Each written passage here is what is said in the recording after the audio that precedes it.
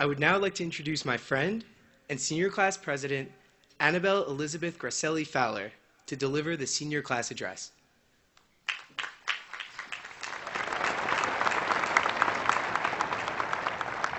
Thank you, Harris. It is indeed a special honor to speak to all of you today as we salute our graduates of the class of 2012. Arriving to Cornell as freshmen, graduation day seemed light years away. I remember the times I spent counting down the days until graduation. And today, it seems like we only just arrived on campus. The last few weeks especially have been filled with moments of elation and sadness. Our futures beckon us with such anticipation as we realize our college days are really coming to an end. 4 years ago, we arrived on North Campus as strangers. Now we are leaving with lifelong friendships and experiences more profound than many of us imagined. While some of those experiences are not always fun, they may be the best preparation to embrace any challenges ahead. And there are those everyday moments that will become cherished memories. Late night walks back from Olin or Uris, running to the hot truck for snacks, concerts in Barton, weekend nights in College Town, and even those seemingly endless winters. There were those glory moments. How can we forget when our basketball team surprised everyone by reaching to the NCAA's Sweet 16? Or the day we found out Cornell and Technion would form a partnership to create the new tech campus in New York.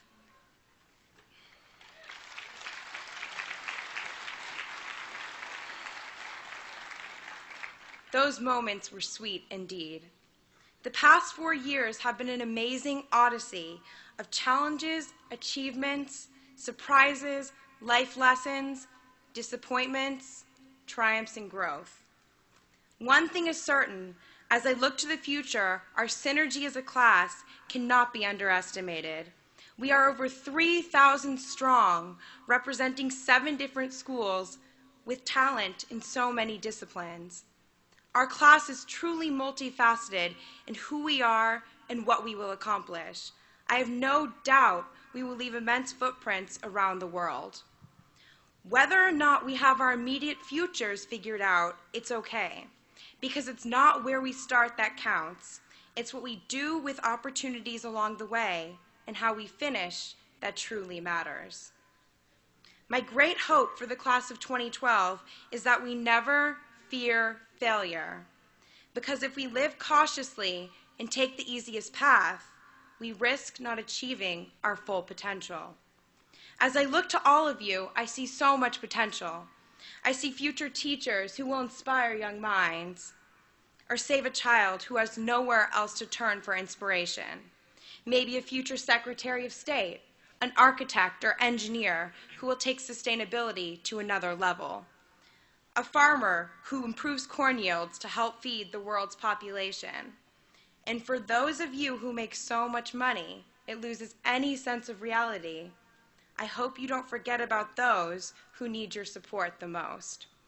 Class of 2012, if anything is clear today, the world needs each of us to make a contribution to make our planet a more humane and more just place for all its citizens.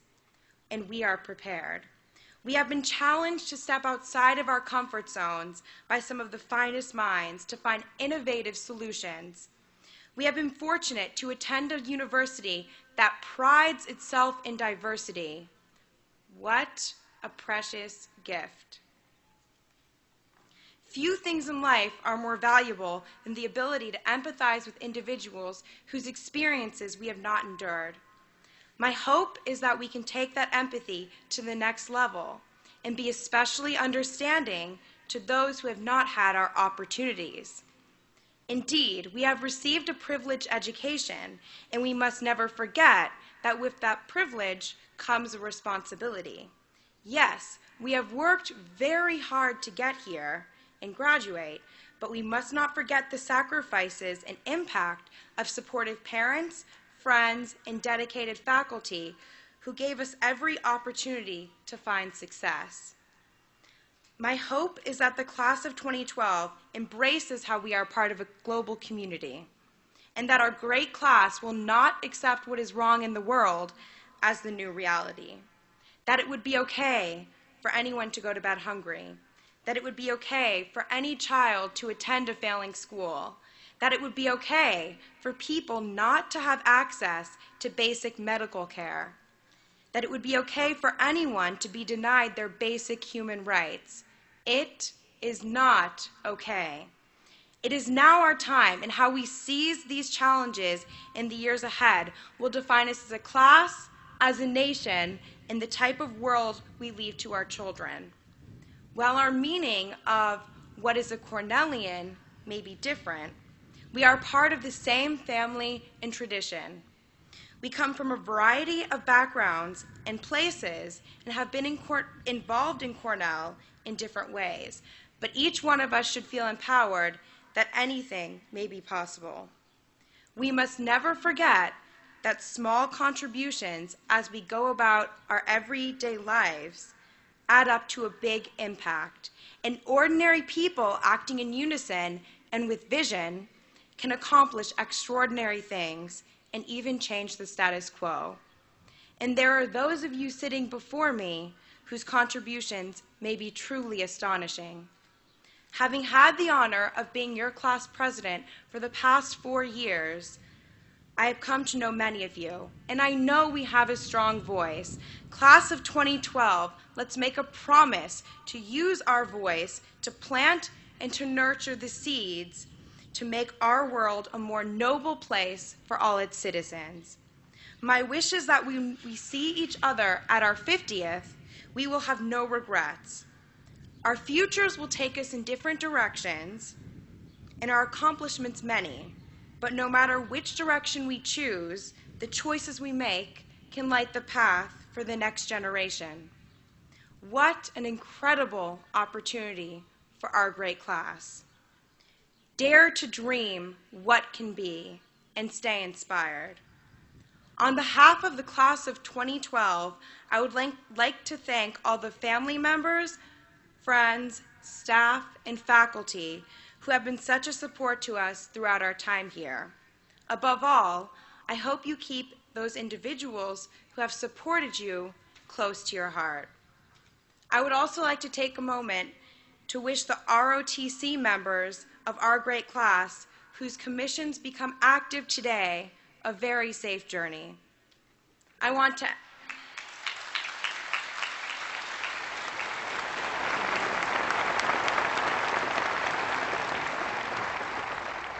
And I would like to end with a quote from Conan O'Brien.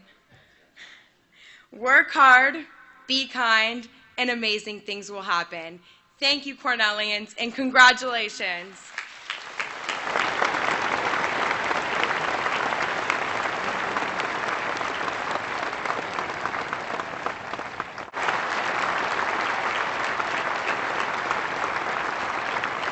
Thank you. Good morning, faculty, families, students, friends, and especially Cornell's 3 NCAA championship wrestlers. I'd be afraid not to say hello to them. And President Skorton, thank you for that kind introduction. I noticed that you mentioned some of the things I've tried to do in business and in government and in philanthropy.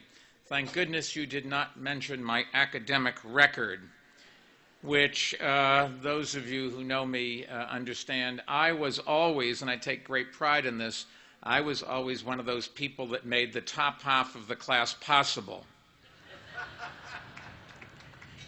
And you did mention that I was at Solomon Brothers for 15 years. You were a little bit erroneous when you said my job was eliminated. The truth of the matter is they eliminated the employee doing my job. Anyways, in the last few years, I've come to know your president as a distinguished leader, and he has some great ideas up here that I am planning to steal. I'm told that every year he moves into a freshman dorm during orientation week, and I've decided to do something similar with everyone who moves to New York City. So if any of you are starting down there in the fall, I'll be over. Don't worry, I'll accept a couch to sleep on, but I do insist that you get breakfast from the carriage house delivered. Perhaps, though, that's getting a little bit ahead of ourselves. Today is about you, the great class of 2012. The graduate of CALS. Are you here? What about ILR? QMEC? AAP? Engineering? Hotel administration? And the arts and sciences? I thought so. Well, to all of you and to all of the grad students as well, congratulations on making this glorious day in Ithaca. And by glorious, I mean a day when there is not a blizzard. You have done a wonderful job, seriously, a remarkable job of overcoming obstacles on the ways to your diploma. You overcame living in the low-rises freshman year. You overcame living on North Campus and having an 840 class on the engineering quad. You overcame the closing of your favorite bar and having nowhere to go after midnight, or as you call it, palms up. You even overcame piles and piles of parking tickets from Cornell transportation. I know you never paid any of them, but you overcame them anyways. And you survived it all, and here you are. However, while this is a very special weekend for the graduates, before imparting some of my invaluable, indispensable words of wisdom, I'd like to say something about another important group here today. They are sitting out there this afternoon, beaming proudly, and not even thinking about what it costs to get to this day, or what happens if you can't get a job and have to move back home. And I'm obviously talking about your parents and relatives, so maybe you students want to give them a very big hand. They deserve it. Now, I realize this is a convocation, not a commencement, which really is a relief because I thought I was going to have to address some serious, weighty issues in my speech and ask deep, probing, transcendental questions about life and the future. That's what commencement speakers do. But as the convocation speaker, I can ask the important questions that Cornell graduates really care about, such as, what the hell is happening with Green Cafe? It's just been sitting there. Or what is the second line of the alma mater? It can't be far above Cayuga's waters, da-da-da-da-da. Well, like you, I didn't know the answers to these questions, so I did some research in getting ready for today. I found out that your most famous alumnus is either Billy Nye, the science guy, or Andy from The Office TV show. I learned that Vinny from Jersey Shore and Justin Bieber were supposed to attend Cornell next year, but that turned out to be not true. I even read 161 things to do before you graduate in the Cornell Sun. Very interesting. If you've done a lot of them, congratulations, great job. If you've done all of them, please turn yourself into the Cornell police. Now, to get in the spirit of things, I actually did a few of these things on the list myself. I hung out on the patio at CTB, parents, that is College Town Bagels. I have read tons of emails from somebody named Denise Casaro, written in 23 different bright colors describing all the activities I could do. And I even went to Olin Library last night and got kicked out at 2 a.m. And then I took the infamous walk of shame over to Iris. So I am feeling prepared for today as much as you graduates are. And I promise to keep the rest of my remarks brief, but in exchange, I do have a simple request to make of all of you. I ask that you not practice what you learned in Psychology 101 from Dr. Moss, how to power a nap, although I will say that sounds like my kind of class. Now, in doing my homework for today, I couldn't help but note that this year we are marking the 150th anniversary of the act of Congress that gave rise to Cornell, the Morrill Land Grant Act. And the act provided land to the states for the purpose of founding colleges that would teach agriculture and engineering. President Abraham Lincoln signed the act because he understood that government had a role to play in preparing generations of young Americans to participate in and lead the industrial economy. The innovations, inventions, and ideas produced by America's higher education system became our nation's unparalleled competitive advantage and catapulted us to the forefront of the industrial age.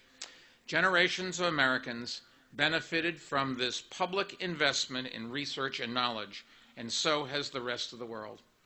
Lincoln signed the Land Grant Act on July 2, 1862. Just one day earlier, he had signed the Pacific Railroad Act, granting land and financing for the construction of railroad lines from the Missouri River to the Pacific Ocean.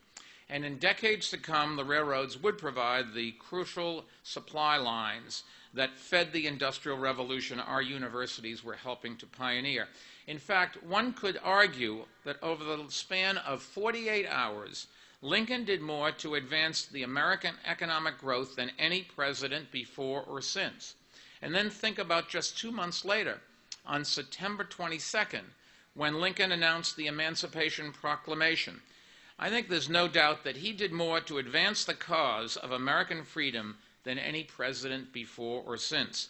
And with those 3 strokes of his pen, Abraham Lincoln put America on course to fulfilling its destiny, and he saved a union that was, as Lincoln said in the same year, the last best hope on earth. Not bad for a few months' work. These days, we're happy if Congress adjourns for the summer without ruining America's credit rating. Lincoln and his vision and his courage made your Cornell experience possible, so don't ever forget that. But even more than that, Lincoln gave all future generations a roadmap for building our nation ever stronger. Expand knowledge, expand infrastructure, expand freedom. That is the legacy that Lincoln left us.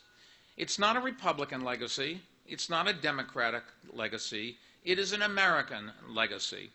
And the challenge before you as you go out into the world is not to preserve that legacy, but to expand it. There is enormous work to be done in each area, and we know we can't sit back and wait for Washington to do it. We have to do it ourselves, and all of you really can make a difference. To expand knowledge, we need great teachers in our public schools who can prepare the next generation for the global economy. We need talented researchers in our labs who can develop new ways of attacking disease, advancing agriculture, and understanding the universe. To expand our infrastructure, we need scientists who can pioneer new forms of clean energy, and engineers who can build the power grids along with the bridges and tunnels and high-speed trains that we need in order to remain the world's strongest economy. We need to expand our freedom. We need soldiers who will fight to protect us from tyrants and terrorists abroad. And we need leaders here at home who will stand up for equal rights for all people, including, I believe, the right to love and marry whoever you wish.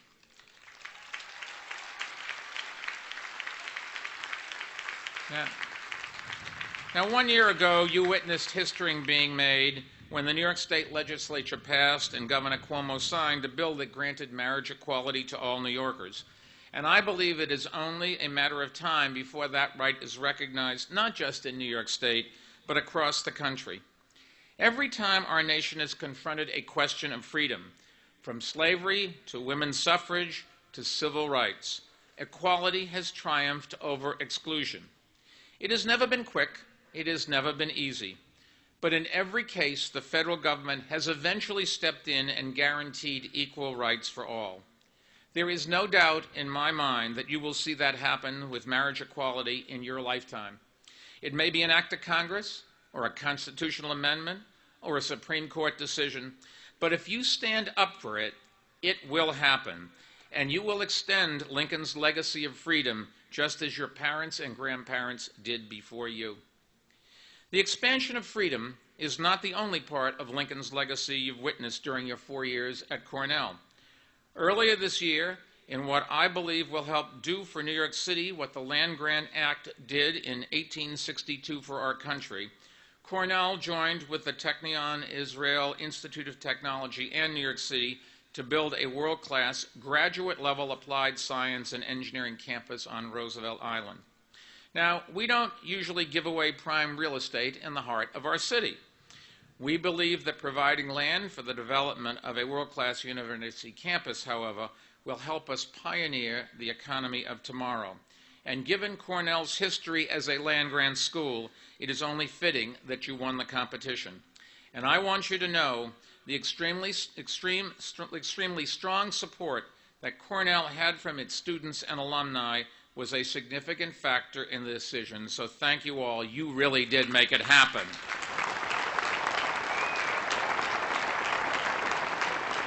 Our hope is that this new partnership will position New York City to be the global leader in the information age, just as we were for the industrial age.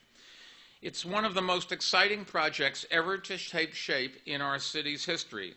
And I would say it's the biggest thing to happen to Cornell in decades, but I know 2 years ago the men's basketball team went to the Sweet 16 and sort of rivals that who knows which you'll remember the most. The new partnership we have with Cornell and the Technion Institute won't change a thing about the undergraduate experience here in Ithaca. Don't worry, we're not going to hire away Happy Dave to swipe cards at the new dining hall. But there is no doubt that the Roosevelt Island campus will open up new doors to graduate students, faculty, and alumni. In fact, just last Monday, President Schoellkopf and I announced that as Cornell begins the process of building its facilities, its temporary campus will be inside Google's Manhattan office building. Talk about a match made in heaven. It gives Cornell a pipeline into one of the world's most innovative companies, and it gives Google a pipeline into some of the world's most brilliant minds. And I can tell you that Larry Page at Google is just as excited about it as President Schoellkopf is. And I think it's another sign that New York City has a great future as a tech capital.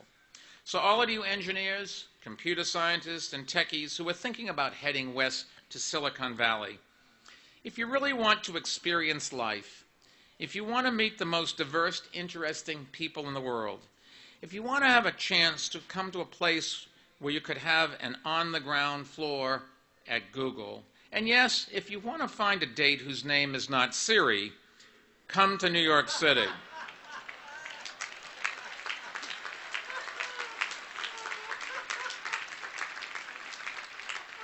Google and a lot of other tech companies are helping New York City's economy grow faster than the nation's.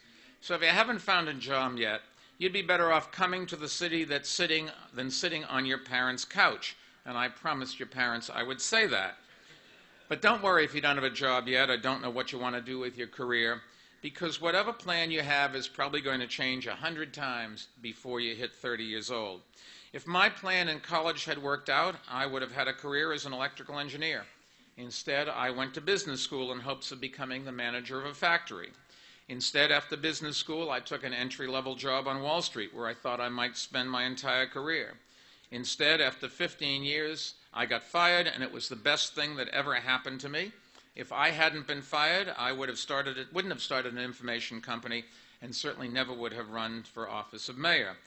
Yet I can't imagine my life without those experiences, and it's fine to make plans. The only thing I can urge you is be ready to change them at a moment's notice. Now, even though I am not a commencement speaker, I thought I'd offer a few more words of advice before I go. Ordinarily, I tell graduates about a few of the key lessons I have learned in my life. Hard work, take risks, dream big, give back. And I really do hope that you do all of those things. But today, I want to leave you with the words of a Brooklyn native who came to Cornell, educated a generation of students, and helped reshape our understanding of the world. The great astrophysicist Carl Sagan. Professor Sagan said, "Somewhere, something incredible is waiting to happen." He may have been talking about the origins of the universe, but he could well have been talking about our everyday lives. And as you leave these ivy-covered walls, a new world really does await you. A world where every day something incredible is waiting to be known. Go out and find it. Search for new knowledge and new insights. Search out new experiences and new cultures.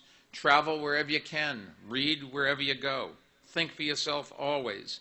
Do not rely on others to discover things. Ask questions. Be skeptical. Stand up for your beliefs, especially when they are not popular. Do not fall prey to partisanship.